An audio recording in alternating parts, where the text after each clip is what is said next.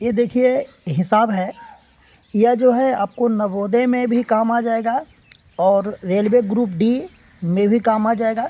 इसके अलावा जो है एयरफोर्स का, वायुसेना का जो एग्ज़ाम होता है, जैसे लश्कर हो गया, नॉन टेक्निकल हो गया, इसमें भी काम आ सकता है ना। या इस ढंग का हिसाब जो है दूसरा रूप में भी हो सकता है, लेकिन लगभग यही होगा, है ना। ध्यान से पढ़िए। The length of a rectangle is 7/5 of its breadth if its perimeter is 48 centimetre, then what is its length। इसका हिंदी हुआ एक आयत। आयत तो आप लोग जानते होंगे, और जो एकदम बिगनर है वो फिर कभी हम और भी इसके बारे में चर्चा करेंगे। अभी जो सीधा हिसाब पर हम आते हैं। एक रेक्टेंगल जो है, इसका जो लंबाई है अपने चौड़ाई का 7/5 गुना है। यदि इसका पेरीमीटर 48 सेंटीमीटर है। पेरीमीटर मतलब हुआ आयत का चारों जो भुजा है उसका लंबाई, है ना, 48 सेंटीमीटर है ना। तब जो है इसका लंबाई क्या है, हिसाब है ना। मैं इसको सोल्व करता हूँ, ध्यान से देखिए, है ना। फार्मूला पर पहले जो है बिना फार्मूला पर इसको सोल्व करता हूँ ना, उसके बाद फार्मूला पर सोल्व करूँगा, क्योंकि हो सकता है एग्ज़ाम के समय फार्मूला भूल जाए। कोई भूल जाए तो क्या होगा, ठीक है। देखता हूँ आगे देखिए।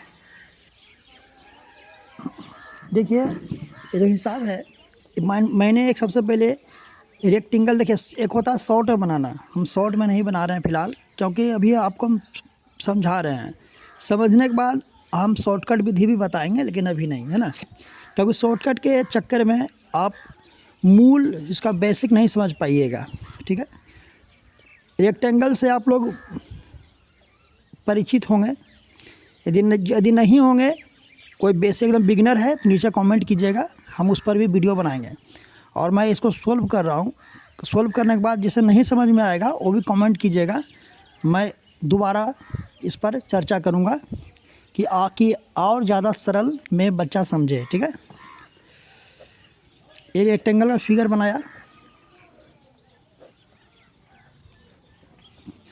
इसका जो लंबाई है, ये लंबाई, इसको लंबाई कहते हैं, लेंथ है ना। लेंथ जो है ये चौड़ाई का 7/5 है ना।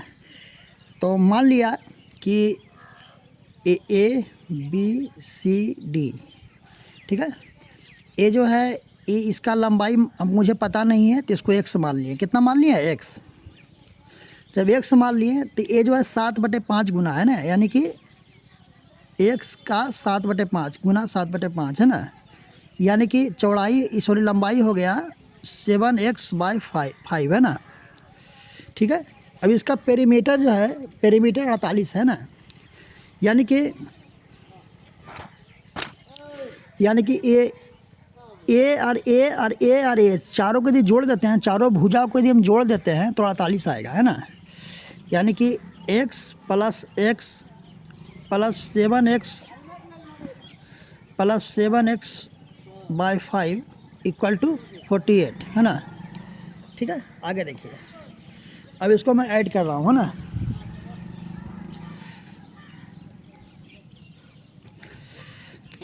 देखिए एलसीएम तो सभी जानते होंगे, हम सीधा डायरेक्ट जोड़ रहा हूँ एलसीएम के थ्रू। और जिनको नहीं समझ में आएगा कि मैंने कैसे जोड़ा, तो नीचे कमेंट कीजिएगा, मैं इसका प्रक्रिया और डिटेल से बताऊंगा, ठीक है।